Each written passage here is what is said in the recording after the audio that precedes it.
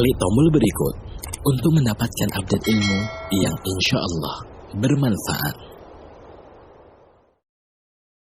Jamaah kita, karena ini ibu-ibu, antara deg-degan nanti Ustadz akan menyampaikan bagian mana nih tentang rumah tangga Rasulullah, dan bapak-bapaknya juga pasti juga akan bertanya. Nah, semua akan penasaran, tapi tunggu sesi tanya jawab. Untuk bisa bertanya nanti bapak dan ibu bisa langsung chat ya di kolom chat room. Pokoknya hari ini kita akan berbahagia mendengarkan kisah-kisah indah, nostalgia tentang bagaimana Rasulullah itu membangun keluarga. Bahkan Aisyah, kalau nggak salah Aisyah radhiyallahu anha itu ketika ditanya tentang bagaimana perilaku dari manusia yang paling kita cintai ini, beliau menjawab karena kul amri ajabah. Semua perilakunya begitu indah dan begitu sempurna. Nah, seperti apakah, saya nggak mau korupsi waktu dan tempat akan kami berikan kepada Ustadz. Tafadhol Ustadz, jazakallah khair. Assalamualaikum warahmatullahi wabarakatuh. Assalamualaikum warahmatullahi wabarakatuh. Alhamdulillah, segala puji bagi Allah. Wassalatu wassalamu ala Rasulillah. Salat dan salam semoga tercurahkan untuk baginda Nabi kita Muhammad alaihi salatu wassalam, untuk keluarga beliau, untuk para sahabat beliau, dan untuk orang-orang yang mencintai beliau. Amma ba'd, jamaah rahimakumullah. Akan datang suatu masa di mana pecundang menjadi pahlawan, di mana orang-orang yang jujur menjadi terdakwa. Sepertinya masa itu sudah datang. Kekuasaan dan media terkadang membuat pecundang digadang-gadang sebagai public figure yang pantas menjadi idola. Betapa seringnya disuguhkan kepada kita sosok penyanyi, artis, atau pemain bola, atau apa saja yang dianggap memiliki rumah tangga yang harmonis, rumah tangga yang ideal, rumah tangga percontohan. Tapi ternyata rumah tangga itu berakhir dengan perceraian yang menyakitkan. Ternyata rumah tangga yang selama ini diberitakan sebagai rumah tangga percontohan penuh dengan KDRT, penuh dengan dusta, dan ternyata di dalamnya ada perselingkuhan. Dan ini kerjaan media. Siapa yang mau dia angkat, maka akan ada upaya besar-besaran, akan ada dana banyak yang digelontorkan untuk mengangkat dia. Jamaah rahimakumullah. Semua yang dilihat di layar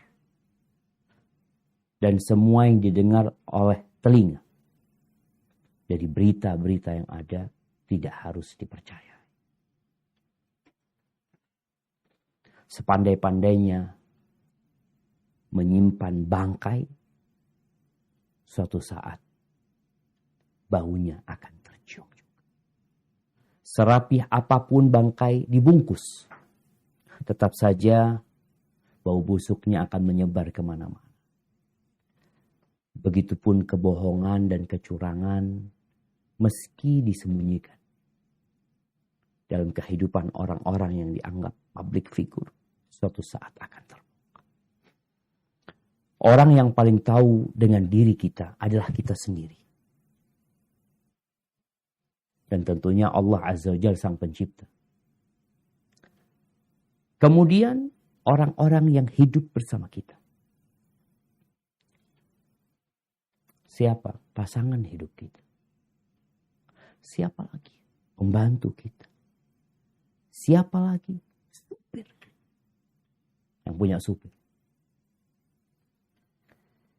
Banyak orang-orang yang diidolakan oleh manusia Ternyata kalau kita tahu isi dapurnya, kita tahu isi kamarnya, kita tahu isi perutnya, kita akan muak.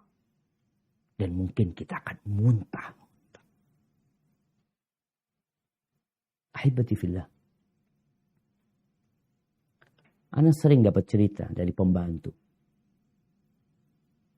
yang majikannya itu orang nomor 1 lah di pandangan masyarakat. Tapi ternyata semua itu hanya pencitraan. Semua itu hanya dusta. Dia baik tatkala ada kamera. Tatkala kamera itu pergi, ya na'udzubillah min dzalik. Dia pandai berbicara di depan publik. Tatkala sorotan kamera semua menuju kepada dia. Dia tebar senyum. Dia keluarkan uang. Dia dermakan kepada orang-orang yang melihatnya. Tapi tatkala dia sendirian, dia adalah makhluk yang dilaknat oleh Allah. Tapi berbeda dengan manusia yang hari ini kita akan membahas tentang rumah tangganya. Baginda Nabi kita Muhammad alaihi salatu wassalam. Di depan publik, beliau adalah yang terbaik. Tidak ada manusia. Camkan. Tidak ada manusia sejak Nabi Adam alaihissalam sampai kiamat terjadi yang pernah menginjakkan kakinya di muka bumi ini yang lebih baik dari Rasulullah SAW. Di dalam rumah, beliau adalah manusia terindah. Beliau adalah ayah yang teladan. Beliau adalah suami yang menyayangi dan penuh perhatian. Beliau adalah anak yang berbakti. Bersama rakyatnya, beliau baik. Bersama prajurit dan pasukannya, beliau baik. Bersama kawan, beliau mulia. Bersama pembantunya, jangan ditanya. Bersama lawan dan musuhnya, diakui. Bahkan bersama hewan pun, beliau penuh dengan rahmat dan kasih sayang. Ahibati fillah. Allah Azza wa Jalla berfirman di surat Al-Ahzab ayat 21. Manusia nih suka mencontoh, suka meniru. Tapi disayangkan kalau yang dia tiru ternyata pecundang yang digadang-gadang sebagai pahlawan. Maka jangan salah engkau meniru. Media penting dalam agama kita. Agar kita bisa menampakkan siapa yang pantas dijadikan teladan dan siapa yang seharusnya diletakkan di tong sampah masyarakat. Coba kita baca firman Allah di Al-Ahzab ayat 21.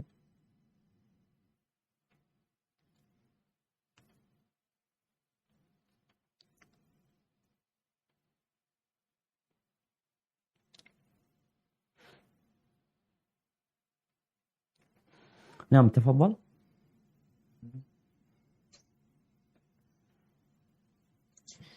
أعوذ بالله من الشيطان الرجيم. بسم الله الرحمن الرحيم. لقد كان لكم في رسول الله أسوة حسنة لمن كان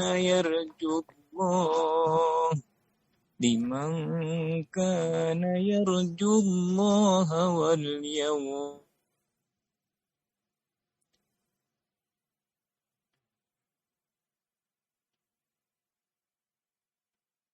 Nah, suaranya kok sepertinya hilang.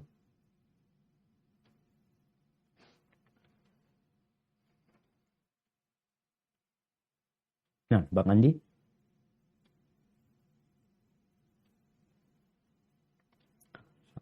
Putus. Kita yang putus. Kayaknya Bang Andi yang putus ini. Tapi Anda bacakan artinya. Sesungguhnya telah ada pada diri Rasulullah itu suri tauladan yang baik. Bagi siapa? Bagi orang yang mengharap rahmat Allah dan kedatangan hari kiamat, dan dia banyak mengingat Allah Azza wa Jalla. Bagi orang-orang yang berharap perjumpaan dengan Allah Azza wa Jalla. Itu tuh tauladan yang baik. Dan kalau kita ngelihat isi rumahnya Nabi SAW, maka semuanya indah. Bagaimana tatkala orang-orang bertanya kepada istri Nabi radhiyallahu taala anha tentang gimana sih Nabi di rumah? Kana khuluquhul Quran. Kalau mau tanya perilaku Nabi alaihissalatu baca Quran. Yang 30 juz, yang terdiri dari 114 surat, baca. Akhlak Nabi itu semua yang tercantum di sana. Semua perintah yang ada di sana, beliau adalah orang yang pertama kali mengamalkan. Semua larangan yang ada di sana, beliau adalah orang yang pertama kali meninggalkannya. Itu Rasul sallallahu alaihi wasallam. Ahibati fillah. Kenapa kita perlu berbincang tentang rumah tangga Nabi alaihi salatu wasallam? Kita tahu negara kita yang terdiri dari 270 juta penduduk. Kita punya pulau dikatakan 17.000 pulau mungkin. Negeri yang besar ini sejatinya hanya kumpulan rumah tangga. Ketika yang terkecil ini baik, maka insya Allah RT akan jadi baik. RW akan lebih baik lagi. Nanti naik ke desa, naik ke kelurahan, kecamatan. Tapi kalau yang pondasinya buruk, maka tinggal nunggu kehancuran. Ana tadi membaca sebuah berita. Disebutkan bahwasanya selama lockdown banyak pasangan cerai. Jadi ternyata pandemi ini bukan hanya berdampak kepada kesehatan. Bukan pula hanya berdampak kepada ekonomi. Tapi berdampak kepada semua sisi kehidupan. Pendidikan. Dan kehidupan rumah tangga. Yang ingin hidup berbahagia.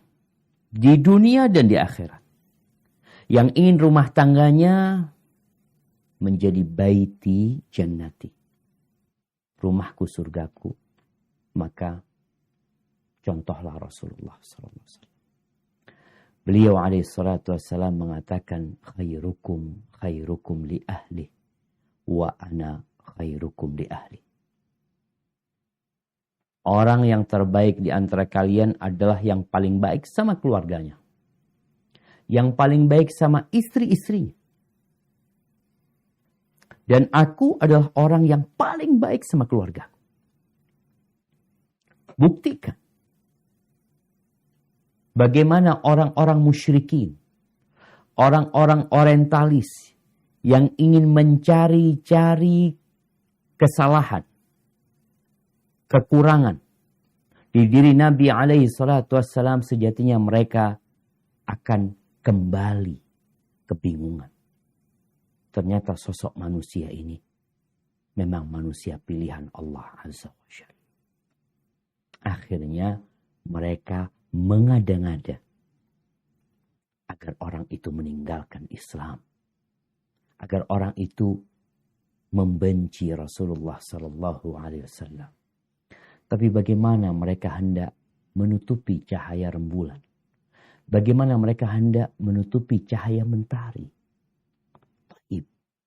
Mungkin kadangkala kita lihat mendung menutupi mentari.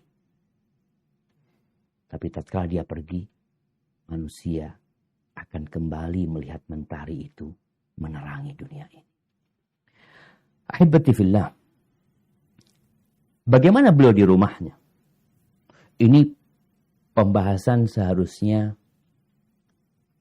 tidak sekali dibahas. Karena kita akan membahas bagaimana Rasulullah SAW bersama istri-istrinya, bersama anak-anaknya, bersama pembantunya, bersama tetangga. Pembahasan yang panjang sekali. Tapi ma la yudraku kulluhu la yudraku julluhu. Yang tidak bisa dibahas semuanya, ya paling tidak kita ambil sisi-sisi yang bermanfaat, bukan yang bermanfaat. Semuanya bermanfaat yang dapat kita kaji pada kesempatan kali ini. Ingat, rumah pertama beliau adalah bersama Khadijah radhiyallahu taala anha. Beliau ketika itu berumur 25 tahun. Menikahi janda 2 kali yang berumur 40 tahun. Yang sudah punya anak, bukan janda yang muda, yang gak punya anak. Tapi ini janda udah nikah 2 kali. Dan dia juga udah punya anak. Dan Rasulullah SAW bagaimana menjaga kesetiaan beliau bersama Khadijah. Beliau tidak menikah lagi. Padahal diperbolehkan untuk menikah lebih dari 1. Tapi beliau menjaga kesetiaan itu karena memang Khadijah orang pertama yang membela Nabi SAW.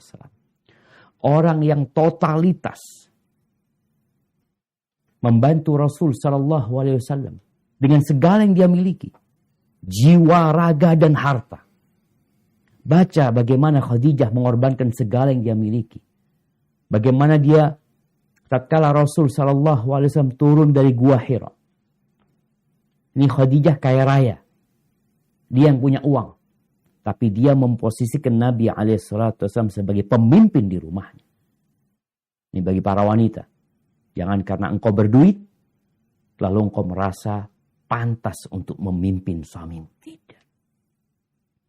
Khadijah radhiyallahu ta'ala anha, dia mempersiapkan segalanya buat suami. Belum jadi nabi. Belum turun tuh wahyu kepada beliau alaihi salatu wassalam. Nabi berangkat ke Gua Hira, ditunggu sama Khadijah, dipersiapkan makanannya. Ketika beliau balik, beliau sambut. Sampai suatu hari, tatkala turun Iqra kepada Nabi alaihi salatu wassalam. Nabi turun dari Gua Hira dalam kondisi ketakutan. Karena itu kejadian pertama kali beliau melihat makhluk yang mendekatnya. Lalu beliau sampai ke rumahnya mengatakan, Zammiluni, Zammiluni. Selimuti aku, selimuti aku. Nih istri yang soleha. Apakah Khadijah radhiyallahu ta'ala anha bertanya kepada Nabi, ada apa? Kenapa engkau ketakutan? Dari mana aja? Nah, yang diminta oleh suaminya dipenuhi oleh Khadijah. Diselimutin Nabi SAW. Dibiarkan Nabi itu tenang. Dan sang istri Khadijah radhiyallahu ta'ala anha tidak meminta kepada Nabi untuk bercerita. Karena secara kejiwaan, secara psikolog, kita tahu di Indonesia nih, kalau ada seorang yang mengalami kecelakaan atau apa, itu polisi ditanya, apa sudah ditanya? Belum bisa ditanya dia. Masih trauma dia. Ini Khadijah mendiamkan Nabi SAW. Sampai ketika Nabi tenang, Nabi yang bercerita. Khadijah mendengarkan. Setelah mendengarkan dengan jelas, Khadijah kenal sama suami. Yang hidup bersama dia 15 tahun. Ketika itu. Maka Khadijah mengatakan, Kalla wallahi la yukhzikam. Sekali-kali demi Allah, enggak mungkin Allah itu menghinakan. Kenapa? Innaka la tasilur rahim. Engkau itu orang baik. Engkau orang yang pandai menyambung rahim. Ingat, yang paling kenal sama kita istri kita. Bukan kawan kita. Engkau orang yang suka memuliakan tamu. Engkau orang yang suka menegakkan kebenaran. Engkau orang yang jujur kalau berbicara. Engkau orang yang suka membantu orang lain tidak punya pekerjaan. Suka berbagi dengan masyarakat. Setelah kejadian itu, apa yang dilakukan Khadijah? Dia tahu Nih lihat seorang istri kadangkala ucapan dia itu mungkin sudah menenangkan suami. Tapi sang istri ingin suaminya lebih tenang lagi. Dicarikan orang. Dibawa Rasulullah SAW sama Khadijah. Menjumpai Waraqah bin Naufal. Waraqah bin Naufal ini sepupunya Khadijah. Sesampai di rumahnya Waraqah.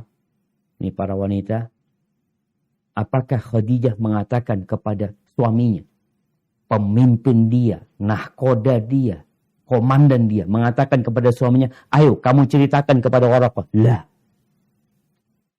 Dia tetap memposisikan suami dia adalah pemimpin dia, komandan dia. Maka Khadijah mengatakan kepada sepupunya, Waraqah bin Naufal, isma' min ibni akhik, engkau dengarkan dari anak saudara.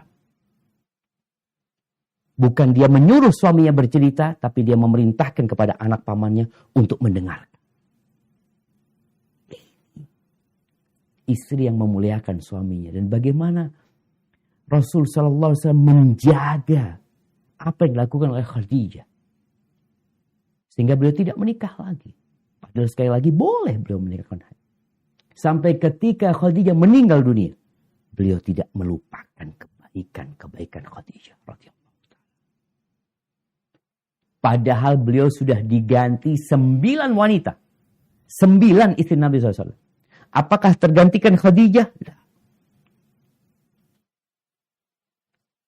Sampai ketika Aisyah radhiyallahu ta'ala anha cemburu.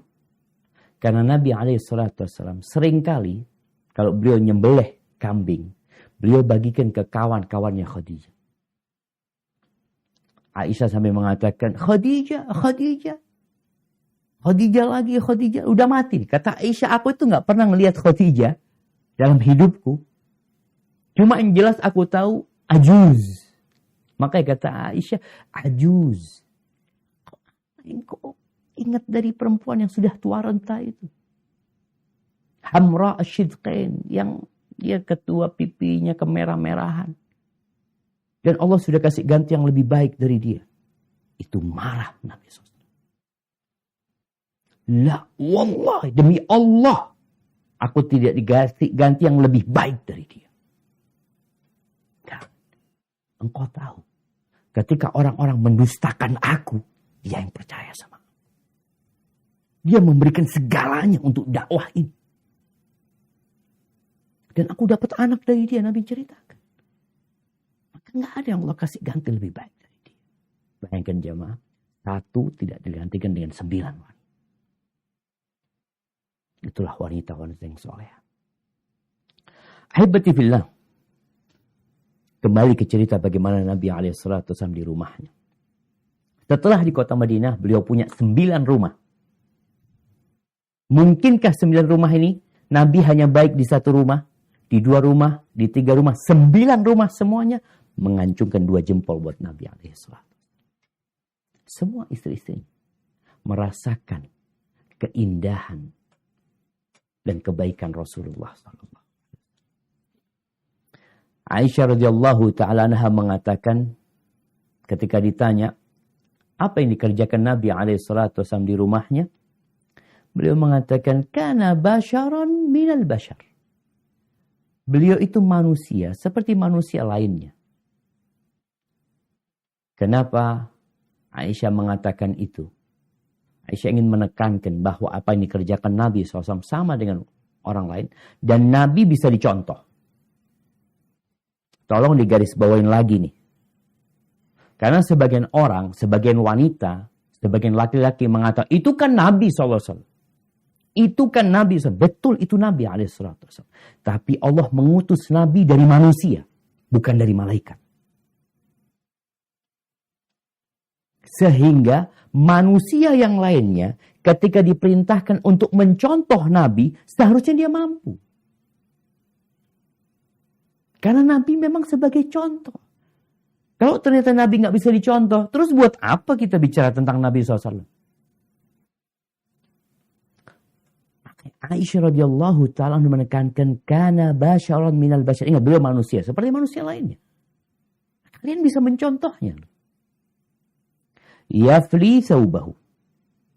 Beliau jahit bajunya sendiri kadang-kala. Wa yahlubu syatahu. Beliau memerah susu kambingnya sendiri. Wa yakhdumu nafsahu. Beliau itu menservis dirinya sendiri. Enggak semuanya minta istrinya. Kan ada suami-suami yang fulana, teriak-teriak terus. Nabi enggak. Yang Nabi perlu bantuan istrinya, Nabi minta bantuan istrinya. Kadang-kala minta sama Aisyah, Aisyah ambilkan aku itu. Nabi kadang-kala minta seperti itu. Tapi beliau bukan sosok orang yang selalu ingin dilayani. Lah, beliau melayani diri sendiri. Di riwayat lain dikatakan, wa idza hadratis shalah. Kalau sudah masuk waktu sholat, seakan-akan beliau nggak kenal sama kita nggak kenal sama beliau. Ini orang yang profesional. Ketika berkaitan dengan hak istri dan keluarga, beliau membantu mereka. Tapi kalau sudah panggilan adzan dikumandangkan hayya 'alas shalah, ya udah selesai. Istri mau merengek-rengek mau itu lah. Sudah selesai. Ini waktunya aku untuk mengabdi kepada Allah SWT. Ahibati fillah. Nabi SAW, kalau bicara bagaimana beliau bersama anak-anaknya, mudah-mudahan kita bisa bahas di kesempatan yang lainnya. Karena waktu kita terbatas. Kita akan bicara bagaimana beliau bersama istri-istrinya. Tadi disebutkan bahwa beliau membantu urusan rumah tangga. Beliau orang yang romantis. Orang yang penuh dengan kasih sayang. Jangan sama istrinya. Sama umat ini beliau sayang. Sama binatang pun beliau sayang. Apalagi sama istrinya. Nih, diriwayatkan oleh Imam Bukhari. Bagaimana Nabi SAW membantu istrinya naik ke onta. Onta itu tinggi jemaah. Walaupun dia sedang duduk. Perempuan itu sulit untuk naik ke onta. Biasanya kalau kita lihat ada drum atau apa. Atau tangga supaya dia bisa naik ke onta. Rasulullah SAW ketika menikah sama Sofia. Sofia mau naik ke onta. Ontanya Nabi SAW. Maka Rasulullah SAW meletakkan. Beliau duduk menjadikan lututnya sebagai tangga buat Sofia radhiyallahu anha. Dan Sofia naik di lutut Nabi SAW. Baru beliau naik ke onta. Mungkin pemandangan seperti ini, ya kalau sekarang kan nggak naik onta Ustaz. Nggak naik kuda. Ya naik sepeda motor. Naik mobil. Sekali-kali suami itu membukakan pintu mobil buat istri. Ketika istrinya naik, ketika istrinya turun. Untuk apa? Untuk menumbuhkan cinta dan kasih sayang. Cinta itu benih-benihnya sudah ada di hati kita. Bagaimana disiramin, dipupuk supaya menjadi bunga-bunga yang indah. Ada usaha. Makanya Allah katakan وَجَعَلَ بَيْنَكُمْ مَوَدَّةً وَرَحْمَةً. Allah menjadikan di antara kalian cinta dan kasih sayang. Itu ada usaha dari manusia. Sehingga biasanya kalau sudah tua-tua, ya emak-emak ini bisa dibilang cintanya udah hilang. Yang ada tinggal kesian. Bisa jadi suami kesian sama istrinya. Bisa jadi istri kesian sama suaminya. Kenapa? Karena hubungan di rumah itu sudah hanya rutinitas saja. Istri nyiapkan makan, sarapan buat suami, suami datang, makan, selesai. Coba dicontoh Nabi SAW. Sekali-kali membukakan pintu mobil ya buat istrinya. Atau kalau naik motor membukakan helm buat istrinya. Atau menaikkan istri udah nyaman ya. Baru dia bergerak. nggak teriak-teriak, nggak marah-marah. Ya. Subhanallah. Kemudian Nabi SAW nih pernah satu malam, cerita Sofiyah lagi. Sofiyah, rumah Nabi SAW itu ada 9. Kalau dibilang rumah, bukan rumah sih. Kamar. Karena modelnya seperti kos-kosan. Kalau kita baca ada surat dalam Al-Quran Al-Karim namanya surat Al-Hujurat. Itu kamar-kamar istrinya Nabi. Kalau sekarang bicara rumah, rumah itu kan ada berapa kamar. Nih kamarnya cuma satu itu aja. Ya kamarnya cuma itu. Kemudian mungkin ada ruang untuk makan, untuk masak, bas. Makanya Nabi SAW ketika menikah sama istrinya kadangkala lagi walimah, istrinya itu ada di situ. Bukan sewa gedung atau apa. Sofiyah, rumahnya itu agak jauh dari Masjid Nabawi. Pernah suatu malam, Sofiyah radhiyallahu ta'ala anha, di malam 10 terakhir Ramadan, Sofiyah itu datang menjumpai suaminya, Nabi Muhammad alaihi salatu wassalam, di Masjid Nabawi. Ngobrol, ada yang mau diomongkan. Nabi sedang iktikaf. Mungkin sebagian orang berpikir, jangan diganggu. Aku iktikaf. Nabi enggak. Dijumpain Sofiyah. Ngobrol sama Sofiyah. Ada yang diomongkan sampai larut malam. Ya. Ketika larut malam, enggak mungkin Sofiyah pulang sendirian. Nabi sedang iktikaf loh. Beliau keluar dari tempat iktikaf. Mengantarkan Sofiyah.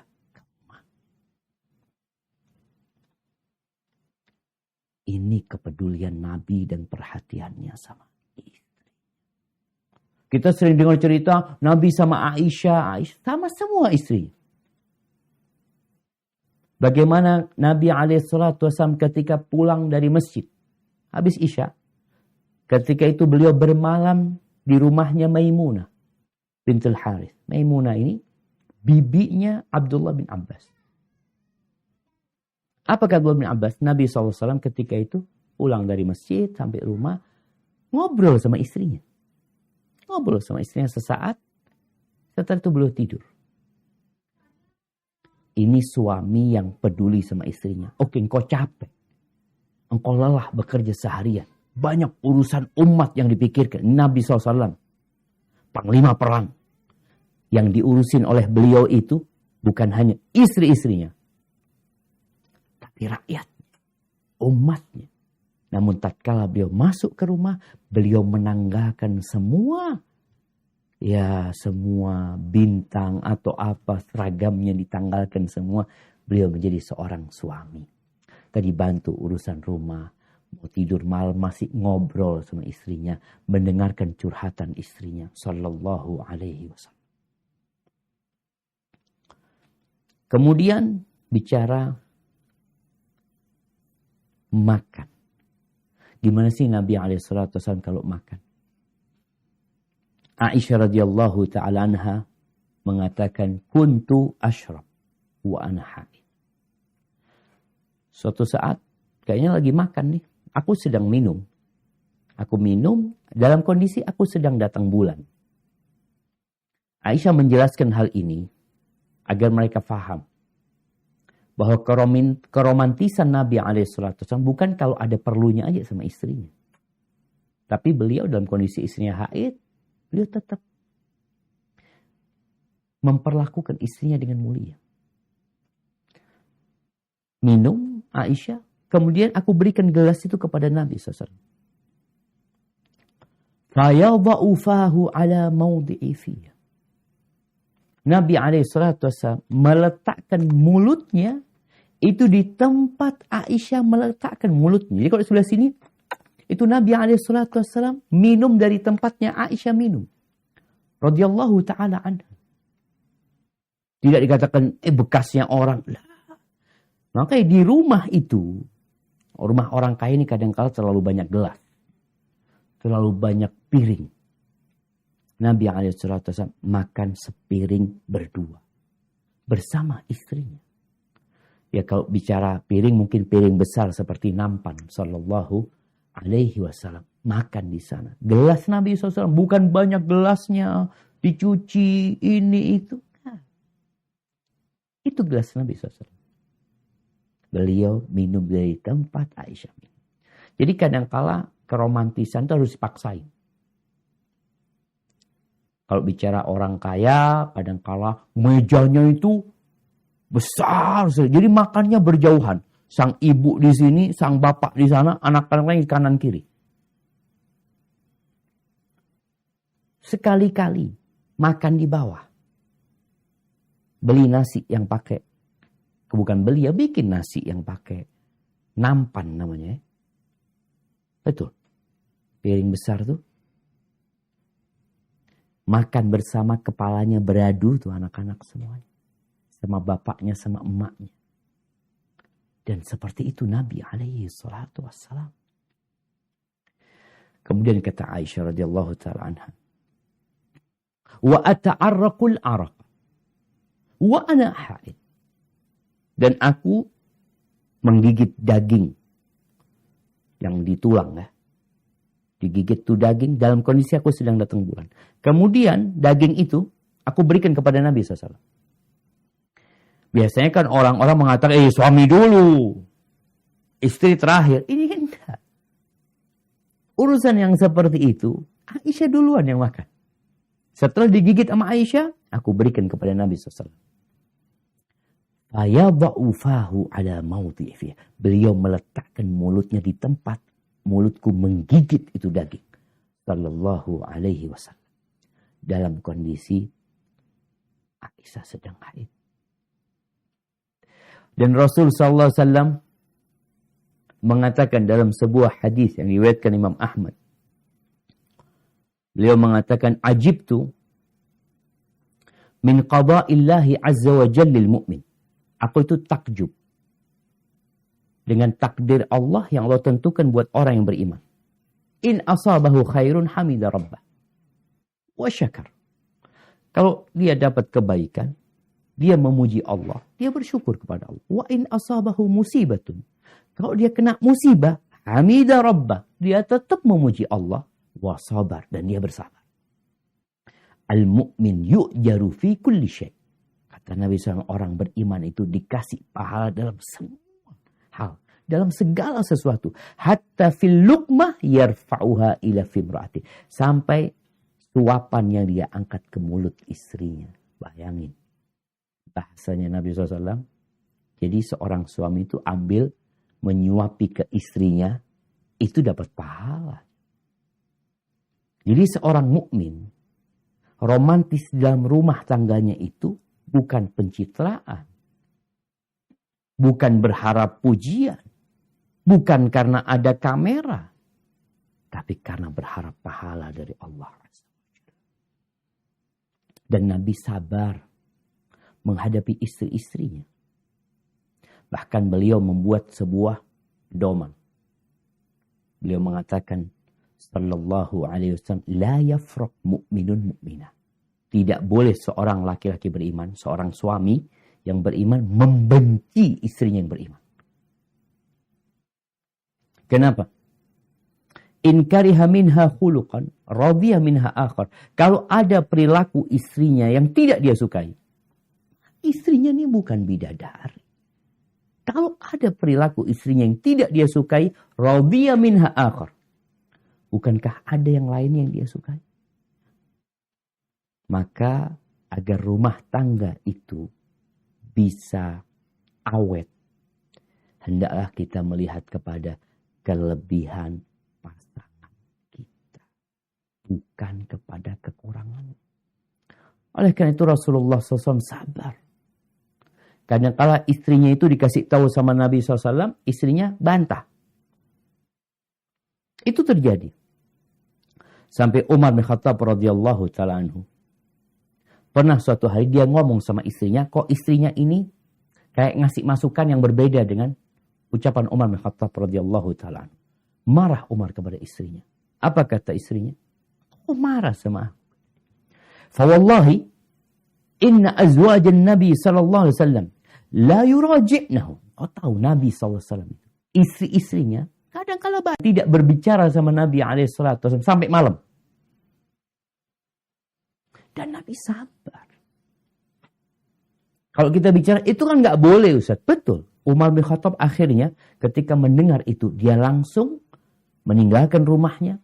Dia ingin mengecek kebenaran berita itu. Dia datang ke rumahnya Hafsah, putrinya Umar, istrinya Nabi Sallallahu Alaihi Wasallam. Ditanya, Umar mengatakan, apakah benar bahwasanya ada istri Nabi itu yang gak ngajak ngomong Nabi dari pagi sampai malam? Dan Umar tanya, apakah engkau benar bantah Nabi SAW? Apa kata Hafsah? Wallahi inna la nuraji'u. Iya, benar berita itu. Gak salah. Umar mengatakan, la taf'ali. Jangan kau lakukan itu. Aku takut murka Allah turun kepadamu. Subhanallah.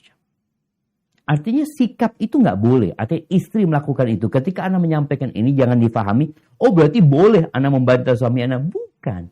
Yang kita sedang bicarakan, membantah suami itu tindakan yang tidak baik. Hendaklah kita seorang istri mendengarkan dan taat. Tapi suami ketika mendapati istrinya membantah atau nggak nurut dalam satu perkara, sabar. Jadi poin yang hendak disampaikan itu, bagaimana Nabi SAW bersabar menghadapi istrinya. Bukan Ana nyampaikan ini, istri akhirnya, oh Ana mau bantah suaminya. Nggak boleh, tetap dosa hal itu. Tapi Nabi bersabar menghadapi istri-istri.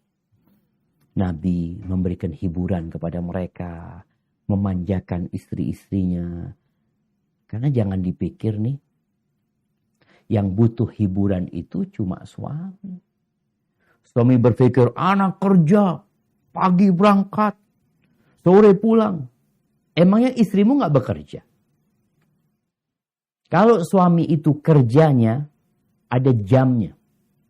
Kalau istri, sejatinya kerjanya 24 jam. Kali 7 hari dalam sepekan, kali 30 hari dalam sebulan, sepanjang hidup. Nggak ada istri libur. Nggak ada jam kerja istri itu dibatasi dengan waktu. Itu istri yang sebagai ibu rumah tangga. Kalau dibandingkan lebih berat mana seorang wanita menjadi ibu rumah tangga dengan wanita yang menjadi resepsionis di hotel. Yang jadi ibu rumah tangga. Dengan wanita yang menjadi SPG. Yang di rumah. Kerjanya nggak ada liburnya. Maka Nabi SAW tahu dengan hal itu. Maka beliau pun menghibur. Ini cerita Aisyah radhiyallahu ta'ala anha ya. Dalam hadis riwayatkan Imam Bukhari. Ketika Idul Fitr atau Idul Adha. Di dalam masjid ada permainan. Ada atraksi orang-orang Habasyah. Atraksi mereka menggunakan tombak, ya, mereka salto, ya, menunjukkan kehebatan mereka. Orang-orang suka nonton. Rasulullah Sallallahu Alaihi Wasallam kata Aisyah, imma aku yang minta sama Nabi SAW atau Nabi yang nawarin sama aku. Lupa Aisyah. Dia mengatakan, tashtahina tandurin, engkau mau nonton. Mau nonton atraksi. Atraksinya di masjid.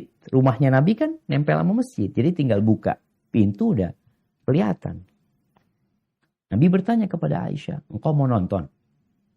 Fakultu na'am. Iya. Fa'aqamani wara'ahu. Nabi SAW memberdirikan aku di belakang. Khaddi ala khaddi. Pipiku di pipi Nabi SAW. Bayangin ya pemandangan. Ada orang nonton kan berduaan. Kanan kiri. Ini enggak. Pipinya Aisyah di sini. Nempel sama pipi Nabi SAW. Pemandangan yang begitu indah. Wa huwa yaqul dunakum ya bani Arfidah. Nabi memotivasi mereka, orang-orang yang sedang atraksi itu. Sampai ketika aku mulai bosan, ditanya, udah cukup Aisyah? Kata Aisyah, belum. Padahal kata Aisyah, aku sih udah bosan nonton sebenarnya.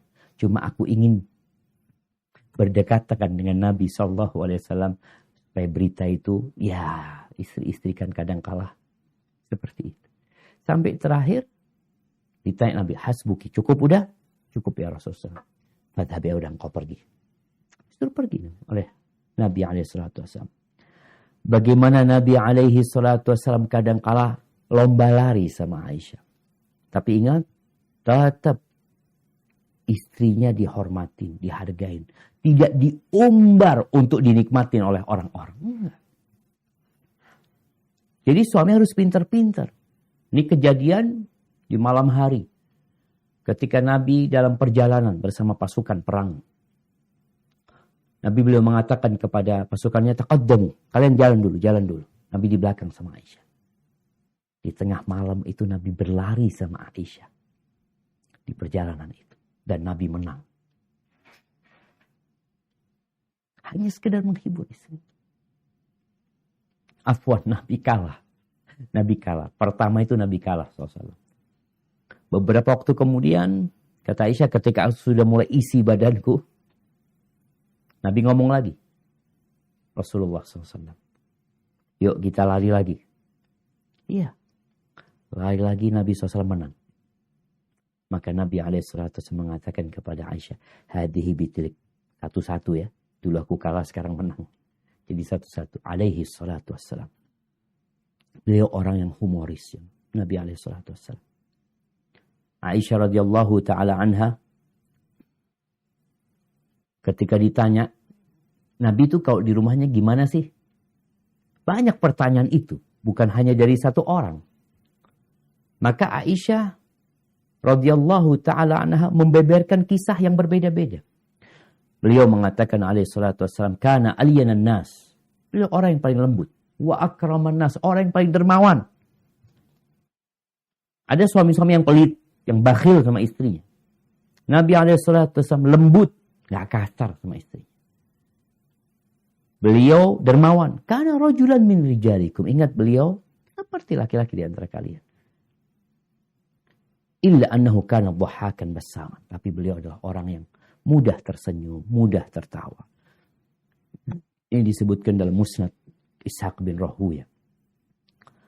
Tapi di rumah Nabi kadang-kala terjadi keributan. Karena beliau punya 9 rumah. Kadang-kala di antara istri-istrinya ada kecemburuan. Yang ini nuntut ini, yang ini nuntut ini. Maka Nabi SAW hadir untuk menyelesaikannya dengan bijak. Karena beliau tahu bahwa itulah sifat wanita. Sampai-sampai diturunkan surat At-Tahrim. Nanti dibaca surat At-Tahrim. Ya ayyuhan nabiyyu, ayat pertama. Lima tuharrimu ma ahallallahu lak. Kenapa engkau mengharamkan apa yang dihalalkan oleh Allah Azza wa Jalla? Tabtaghi mardata azwajik. Karena engkau ingin menyenangkan istri-istrimu semuanya. Gara-gara, ada riwayat mengatakan disebabkan madu. Orang-orang itu, kalau mau ngasih hadiah Nabi SAW, mesti nunggu Nabi SAW ke rumahnya Aisyah. Ketika Nabi bermalam di rumahnya Aisyah, berarti ditunggu 9 hari ya. Ingat nih bagi para wanita. Kalau mengatakan, itu kan Nabi, istrinya 9. Engkau pikirkan istri-istri Nabi. Bagaimana sabarnya mereka mendapatkan bagian atau giliran bermalamnya Nabi SAW setiap 9 malam. Bukan semalam 2 kali. Kalau istrinya 2. Bukan semalam 3 kali. Tapi setiap 9 malam. Itu ujian buat mereka. Yaitu mereka ribut karena masalah madu. Akhirnya Nabi SAW mengharamkan atas ini gak mau minum madu lagi. Allah tegur. Dengan surat At-Tahrim itu. Kemudian Nabi juga bermusyawarah dengan istrinya. Ya. Ada perkara-perkara yang didengarkan ini. Ide dari istrinya. Jadi beliau bukan sosok yang otoriter. Enggak. Nabi SAW mendengarkan pendapat istrinya. Itu Rasulullah SAW. Beliau memanggil istrinya dengan nama-nama yang indah. Dengan Humaira, dengan panggilan ya Muwaffaqa, ya Aish. Nama-nama yang indah. Dalam kondisi marah kan beliau nggak ada jemaah seperti yang terjadi di beberapa rumah tangga. Kalau lagi ada konflik, ada cekcok, itu isinya toilet keluar dari mulut. Alhamdulillah. Kebun binatang keluar, nggak ada di rumah Nabi alaihissalam. Semua yang diucapkan Nabi adalah keindahan. Sampai dalam memanggil istrinya. Beliau menyelesaikan masalah dengan cinta. Ini salah satu masalah yang terjadi di rumah Nabi alaihissalam. Pernah Nabi alaihissalam masuk ke rumahnya Sofia. Sofia nangis. Lalu Nabi bertanya kepada Sofia, kenapa engkau nangis? Kata Sofia, Hafsah itu mencela aku. Dia ngomong bint Yahudi, anaknya orang Yahudi. Memang Sofia ini keturunan Yahudi. Maka Nabi alaihissalam bagaimana menghibur Sofia? Beliau mengatakan, innaki labnatu Nabi. Engkau itu anaknya Nabi. Wa inna ammaki la Nabi. Pamanmu itu Nabi. Artinya Sofia ini garis keturunannya sampai ke Nabi Musa alaihissalam. Pamannya siapa? Harun. Wa innaki la tahtana. Engkau sekarang menjadi istrinya Nabi. Lalu fabima tafkhar alaih. Terus apa yang dibanggakan Sofia? Merasa lebih mulia dari engkau. Itu menghibur Sofia Nabi alaihissalam. Lalu Nabi tidak mendiamkan masalah ini. Beliau datang menjumpai Hafsah. Beliau mengatakan kepada Hafsah, ittaqillah ya Hafsah. Bertakwalah kepada Allah wahai Hafsah. Artinya perbuatan Hafsah salah kalau tidak dibiarkan. Kemudian haibati fillah, yang terakhir nih karena waktunya hampir habis. Terkadang Nabi alaihissalam marah dan bersikap tegas kepada istri. Anak akan ceritakan dua. Yang pertama, Sofia radhiyallahu taala anha pernah dalam satu perjalanan. Dan hari itu adalah harinya Sofia. Onta yang dinaiki Sofia ini lambat. Artinya orang-orang udah nyampe, Nabi udah nyampe, Sofia nggak nyampe. Tapi Nabi alaihissalam menyambut Sofia, ditunggu Sofia. Ketika datang Sofia, Nabi menyambutnya dalam kondisi menangis lagi Sofia. Sofia sambil mengatakan, hamaltani ala ba'irin bati.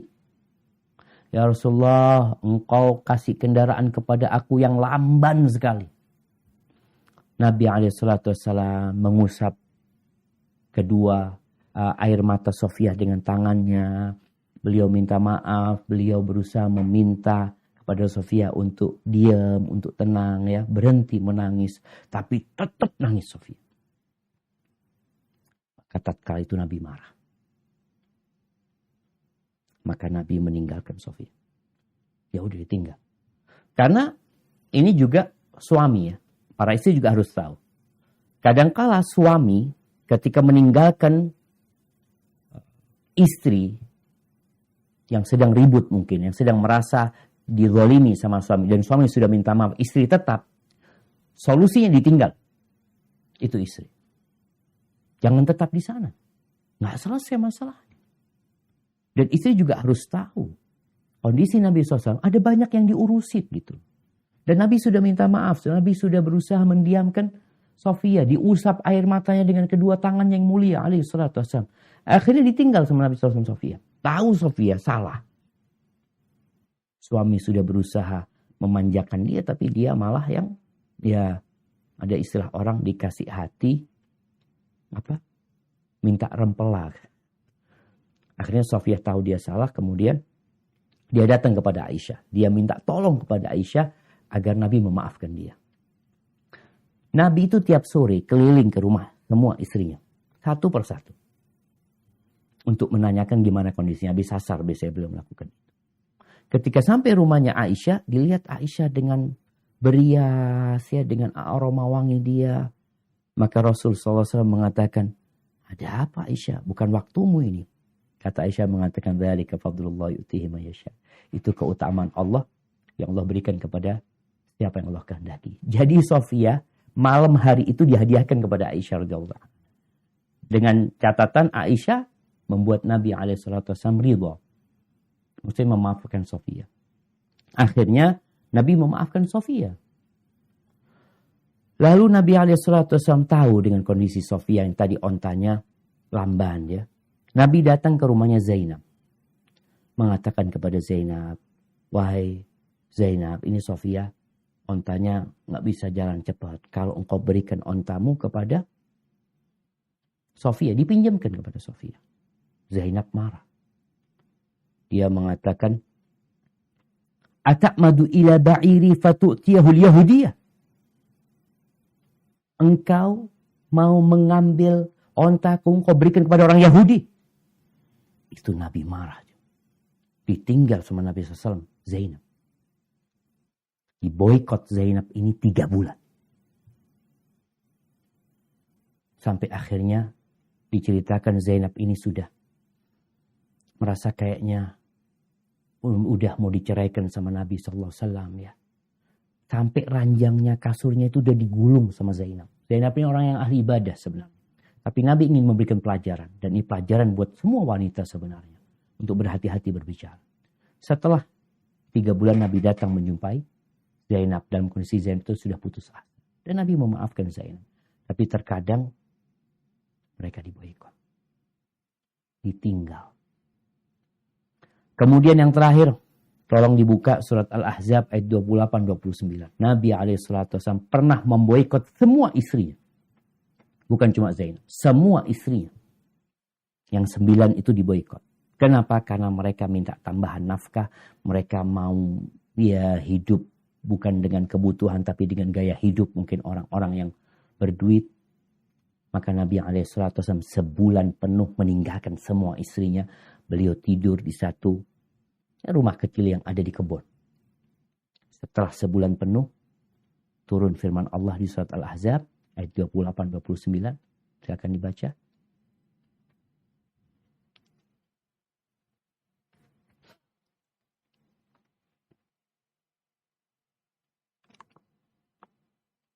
Naam, tafadhal.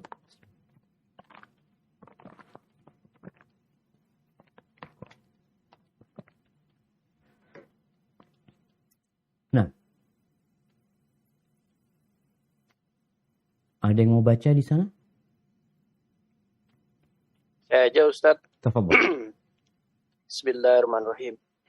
Ya ayuhan nabiyyu kulli aswajika in kuntunna turidnal hayatad dunya wa zinataha fata'alaina ummatikunna wa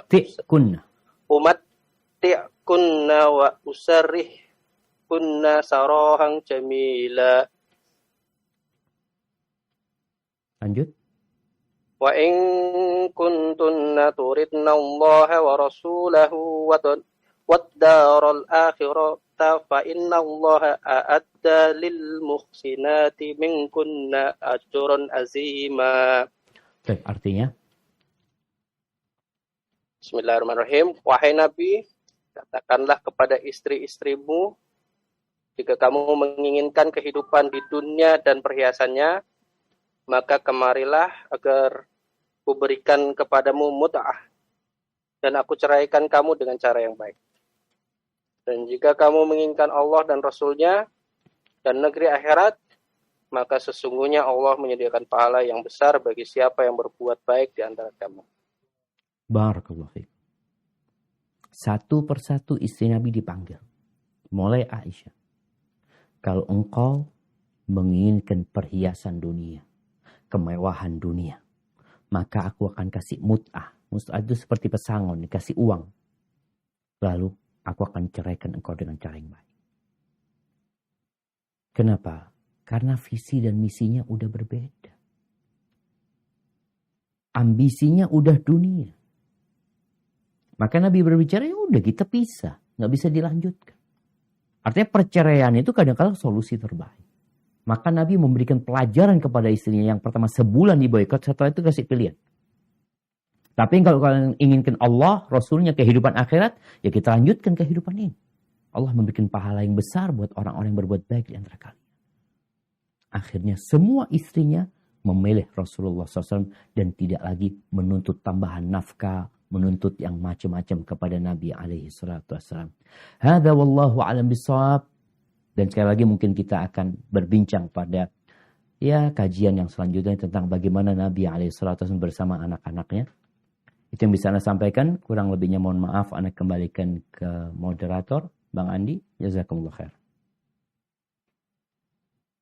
Assalamualaikum warahmatullahi wabarakatuh. Terima kasih Ustadz. Jazakallah khair sudah mengantarkan kami semua untuk memahami materi kali ini, yaitu keluarga Rasulullah.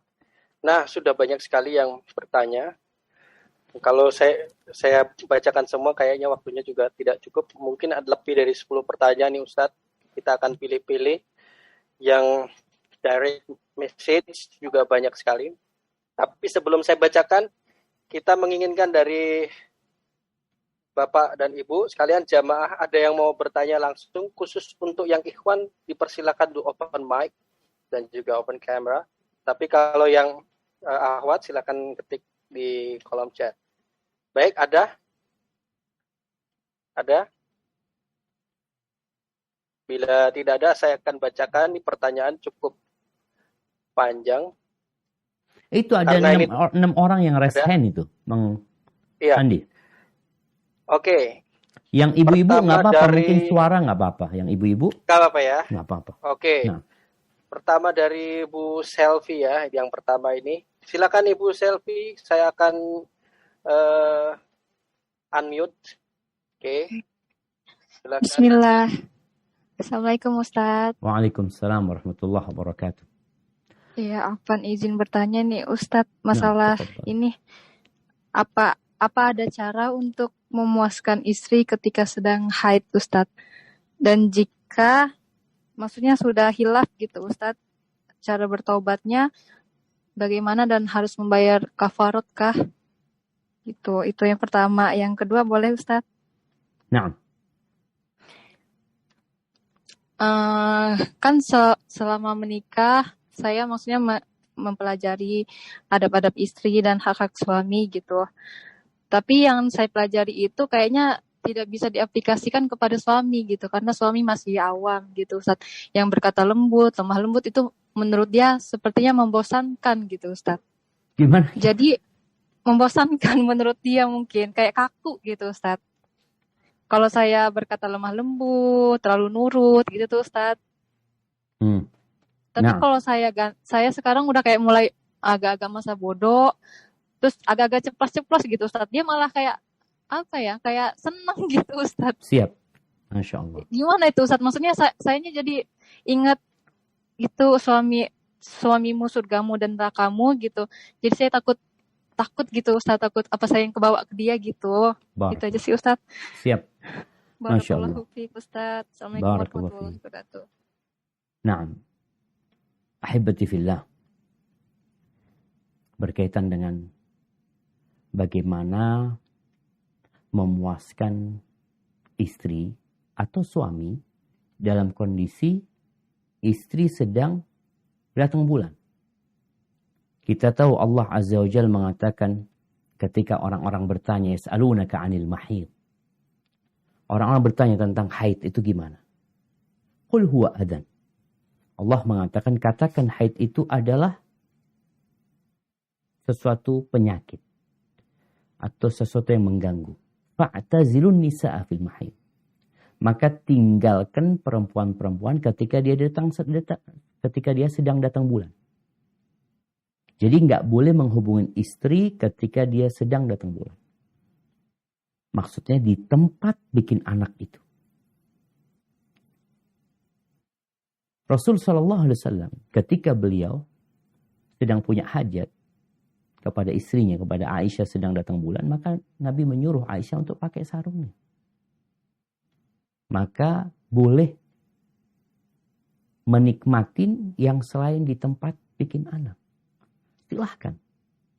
Itu diperbolehkan. Tapi kalau ternyata sudah kebablasan, kadangkala ada laki-laki atau perempuan yang nggak tahan.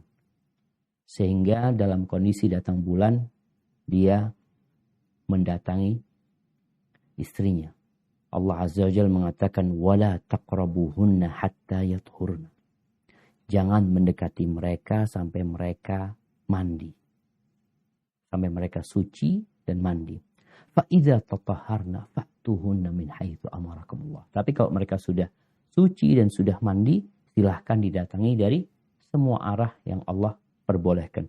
Terus bagaimana dengan kondisi perempuan yang mendatangi istrinya ketika sedang haid?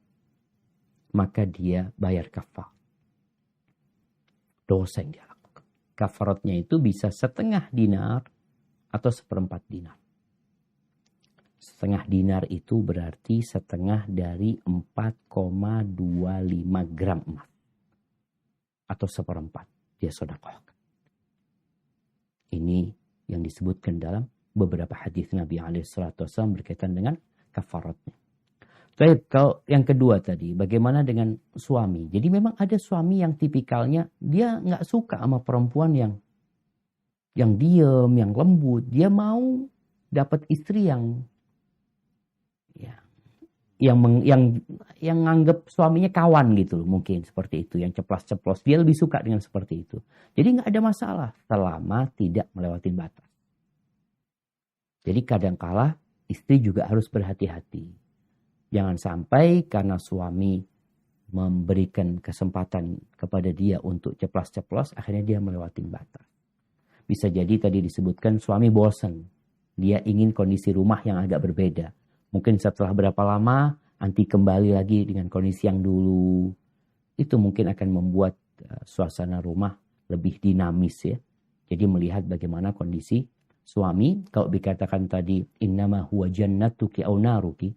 Suamimu itu surgamu atau nerakamu, maka dari sini dia harus melihat mana yang diinginkan suami, yang diperbolehkan dalam agama, dan mana yang diinginkan suami yang bertentangan dengan agama. Selama yang diminta suami itu boleh-boleh aja dalam agama, silahkan dilakukan. Tapi kalau yang diminta suami sesuatu yang bertentangan dengan agama, maka ingat, tidak ada ketaatan kepada makhluk kalau di situ mengandung unsur kemaksiatan kepada pencipta. Ada wallahu a'lam bishawab.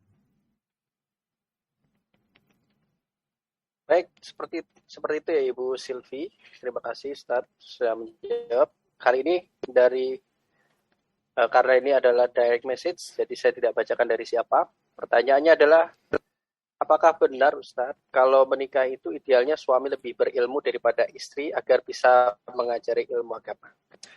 Dan apakah diperbolehkan Ustadz menikah dengan ikhwan Ahlussunnah yang agamanya di bawah akhwat tapi sangat semangat menuntut ilmu? Apakah ada keutamaan Ustadz bagi keduanya? Jazakallah khair.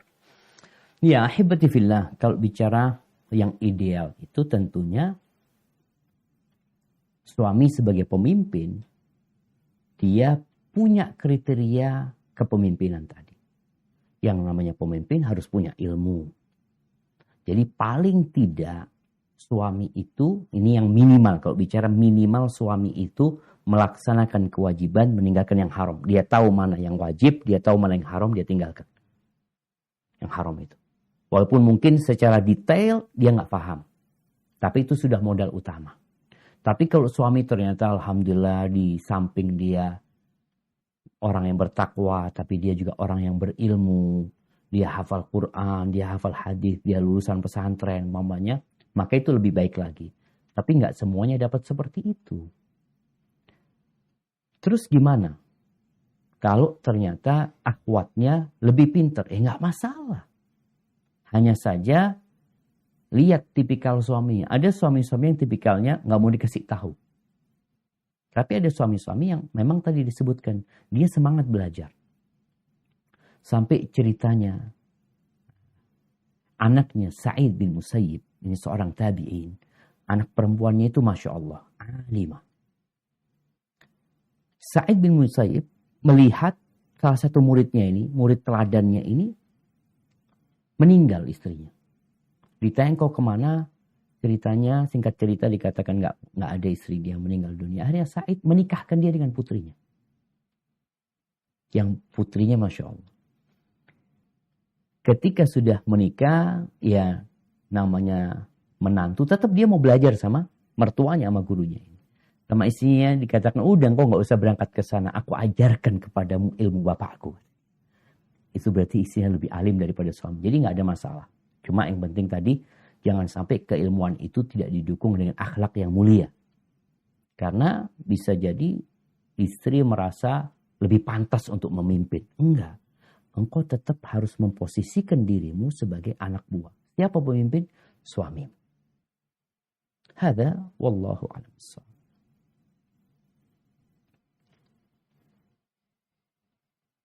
Ya, jadi pertanyaan yang sebelumnya itu kondisinya mirip saya, Ustadz. Istri saya tuh ahli ilmu, saya bukan. Masya Allah. Baik, saya akan baca. Tapi aman-aman kan? Kayaknya kena. Ya, aman-aman di rumah. Ya, itu kena banget sih. Baik, ini pertanyaan dari Ibu Asin nih Ustadz ya. Nah.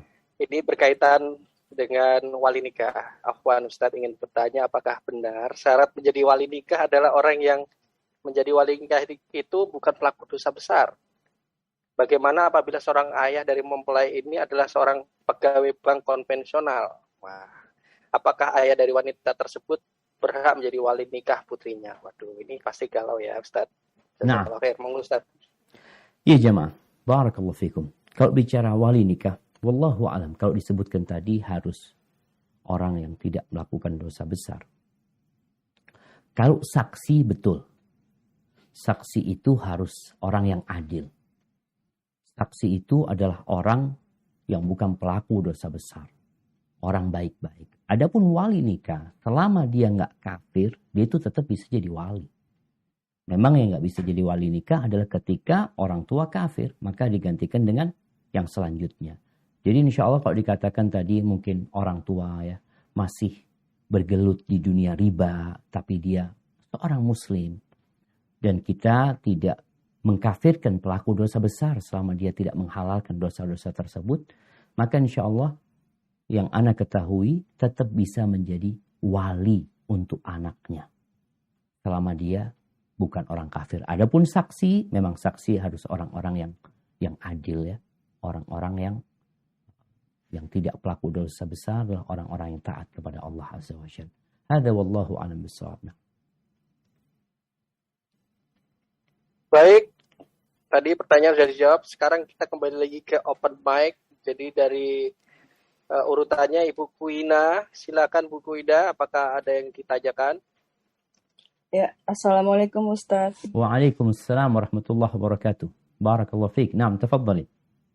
Ana bi khair Ustaz. Ana, tetapi suami menolak dari mahar yang Ana berikan karena suami Ana tidak ingin bercerai dan Ana sudah menggugat suami Ana untuk bercerai karena banyak faktor pertimbangan yang sudah Ana pikirkan untuk berpisah dengan suami Ana, Ustaz. Nah. Di sini pertanyaan Ana, apakah Ana masih wajib untuk melayani suami Ana atau tidak? Karena Ana sudah mengembalikan mahar Ana kepada suami, tapi suami menolak. Siap. Berarti anti masih istri. Masih istri Ana. Masih istri. Dan berarti selama proses perceraian, Ana masih wajib untuk melayani suami Ana. Nah, Ustaz? Karena dia masih suami anti. Anti sekarang sedang mengajukan via pengadilan, betul? Iya. Iya, betul. Jadi selama gugatan cerai itu belum diterima sama suami, maka posisi anti sebagai istri. Apalagi dikatakan tadi kan suami anti nggak mau bercerai sebenarnya. Iya. Apa nggak diadakan mediasi sebelum datang ke pengadilan? Sudah Ustadz, Ana sudah bicara dengan tante Ana, karena Ana juga kan yatim piatu, nggak punya orang tua. Ana sudah coba bicara kepada tante Ana, tapi suami Ana masih tidak berubah gitu Ustadz. Siap. Ya berarti pilihannya memang jalur pengadilan kalau memang sudah anti pertimbangkan baik-baik. Namun dalam proses selama belum ada keputusan, maka dia adalah suami anti. Oh, baik Ustaz. Barakallahu fiik. Terima Semoga kasih. Allah mudahkan urusan nanti. Ya, kita doakan supaya Ibu Kuina itu baik-baik saja, perjalanan prosesnya membawa hikmah yang besar ya. Baik, pertanyaan selanjutnya ini dari Ummu Soleha. Izin bertanya Ustadz, apakah boleh menerima lamaran laki-laki yang agama dan akhlaknya terlihat baik juga dari kalangan yang paham agama, namun ia masih main musik? Nah, nih. Apakah boleh Anda berharap agar ia bisa berubah dan mendapat taufik dari Allah SWT? Nah, bagaimana nih Ustaz? Artis nih. Barakallahu fiik. Ya, hibati fillah, masalah musik ini memang di negeri kita dianggap masalah yang biasa. Bahkan memang ada sebagian ulama yang berpendapat bahwa musik itu nggak apa-apa selama tidak melalaikan, selama tidak membuat orang itu lengah dari mengingat Allah Azza wa Jalla. Namun kalau kita menilik 4 madhab yang ada, 4 madhab yang besar ya, kalau kita lihat secara umum, madhab Hanafi, madhab Maliki, madhab Syafi'i, dan madhab Hambali, mereka berpendapat bahwasanya musik adalah sesuatu yang terlarang, bahkan alat-alat musik itu dihancurkan sebagaimana di fatwa para ulama dari madhab-madhab tersebut. Walaupun ada mungkin tadi disebutkan ada madhab Zahiri yang diusung oleh Ibn Hazm rahimahullahu ta'ala. Beliau berpendapat bahwasanya semua hadis yang berkaitan dengan musik itu adalah dhaif, sehingga nggak bisa dijadikan hujjah untuk mengharamkan musik tersebut. Namun kalau kita lihat mungkin pendapat jumhur ulama bagi orang awam ya. Kalau orang awam tanya, ini pendapat lu, imam yang 4 lu. Maka lebih tenang bagi mereka untuk mengikuti hal itu. Tapi gimana kalau tadi dikatakan sang suami ini, atau calon suami ini masih bermusik. Apalagi dia bermain, bukan mendengarkan ya, tapi dia bermain. Yang biasanya orang yang bermain musik, ya kita tahulah dia berkawan dengan siapa. Karena nasihat ana, sebelum menerima lamaran dia, maka perlu ada komunikasi terlebih dahulu. Karena yang ditakutkan, ya rumah tangganya tidak berjalan sesuai yang diharapkan nantinya. Semua orang berharap pasangannya berubah. Tapi kalau memang di awal kita bisa mendapatkan pasangan yang sudah baik, maka itu lebih utama daripada kita, ya apa istilahnya, bisa berubah bisa enggak gitu. Apa istilah dagang itu kalau kadang kala untung rugi. Anda lupa dengan istilah itu. Tapi yang jelas, persentasi dia berubah atau tidak kan nggak ketahuan. Maka lebih baik memilih seorang pasangan yang sudah benar-benar taat kepada Allah Azza wa Jalla. Melaksanakan perintahnya, menjauhi larangannya, berakhlak mulia. Itu lebih baik, lebih utama daripada kita memilih pasangan yang tadi masih bermain musik, yang kita nggak tahu apakah dia akan berubah nantinya atau tidak. Hadza wallahu a'lam bishawab. Baik Ustadz, ini mungkin pertanyaan terakhir ya Ustadz ya, karena waktunya sudah cemburu, udah 10.25, tinggal 5 menit lagi. Saya akan bacakan pertanyaan yang paling singkat yang sesuai dengan tema. Ini dari Ibu Oppo. Maksudnya ini ya, beliau menulis dengan HP-nya ya, Oppo mereknya. Bukan Ibu Oppo ya. Oppo A54. Nah, Assalamualaikum Ustadz. Saya mau tanya nih, bagaimana caranya kita agar bisa menerima dan ikhlas, karena Ana selalu ngebayangin kesalahan suami Ana terus. Ana bingung harus bagaimana biar Ana bisa sabar dan ikhlas. Gimana caranya Ustadz? Jazakallah khair. Barakallahu fikum. Kesalahannya apa nggak disebutin di sana? Tidak disebutin Ustadz. Pertanyaan paling pendek dalam chat room ini Ustadz. Masya Allah. Iya jemaah. Yang pertama bicara kesalahan suami ya. Kenapa Anda tanya kesalahannya apa? Karena terkadang ada wanita yang beranggapan suaminya nikah lagi itu kesalahan. Sehingga dia tidak memaafkan suaminya. Yang ada dalam benak dia, aku atau dia.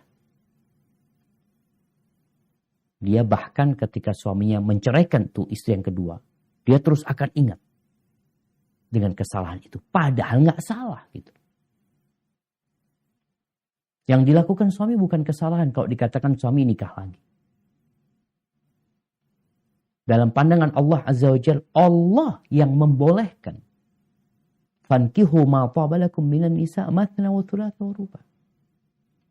Silahkan kata Allah Azza wa Jalla. Dan kita tadi membaca bahwasanya rumah Nabi SAW ada 9. Adapun buat umatnya boleh 4. Tapi kalau ternyata kesalahan suami itu memang salah. Dia berzina. Dia selingkuh. Dia punya wanita simpanan.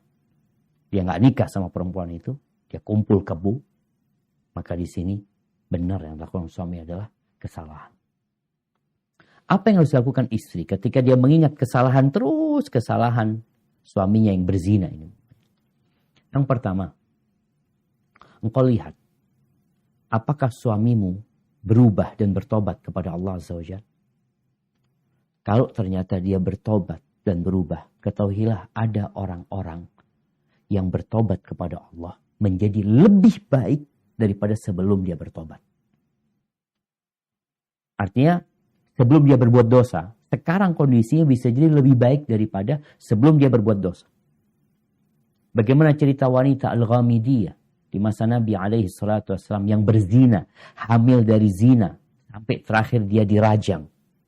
Ketika Nabi mensolatin perempuan itu, Umar bin Khattab radhiyallahu ta'ala anha mengatakan, "Atusalli 'alaiha ya Rasulullah wa qad zanat."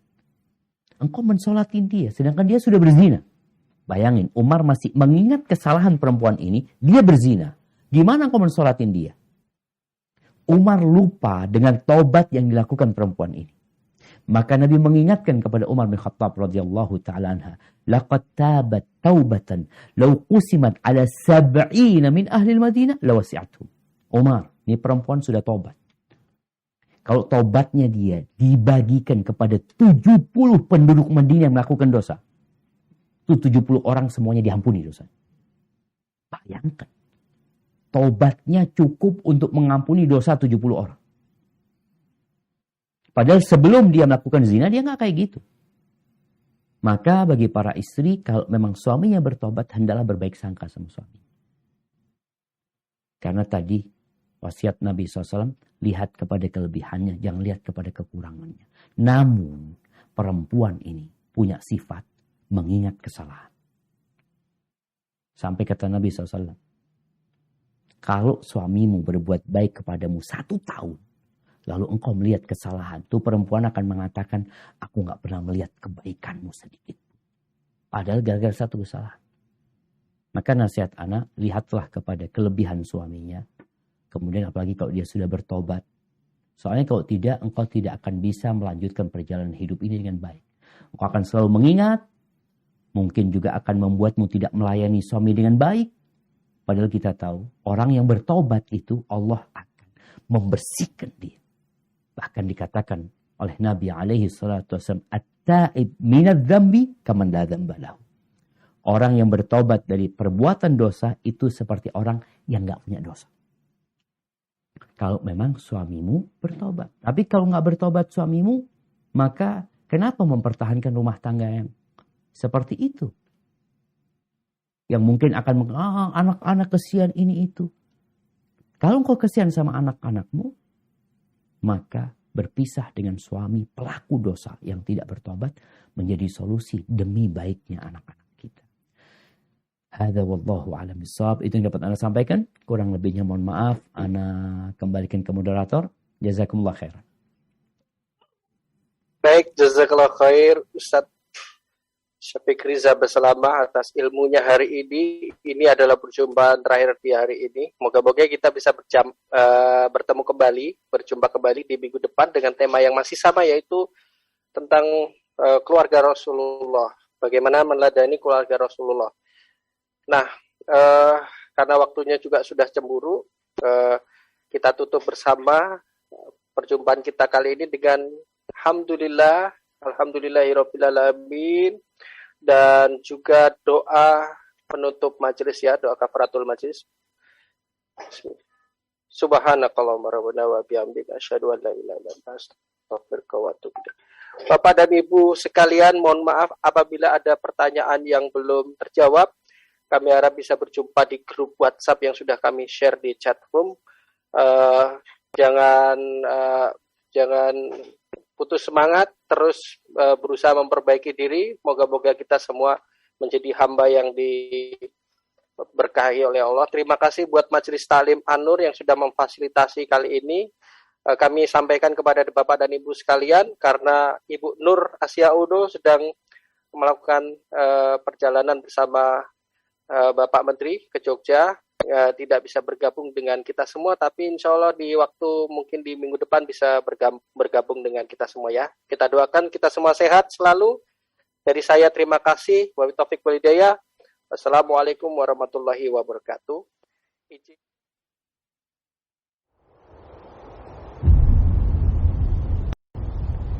Klik tombol berikut untuk mendapatkan update ilmu yang insya Allah